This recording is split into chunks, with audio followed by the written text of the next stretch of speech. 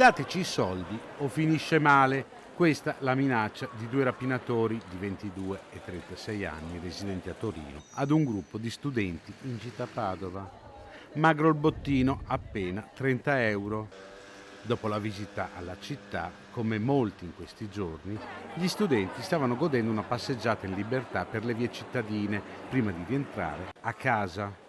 Uscendo da un negozio del centro, i giovani sono stati avvicinati dai due malviventi che hanno intimato di consegnargli tutto il denaro che avevano. Intimoriti hanno svuotato le tasche consegnando 30 euro ai due che sono fuggiti.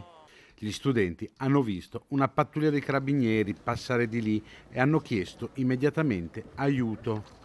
Gli uomini dell'arma hanno rintracciato il 22enne e il 36enne in una via vicina al luogo dell'aggressione con ancora i soldi in tasca. Il denaro è stato restituito quindi agli studenti.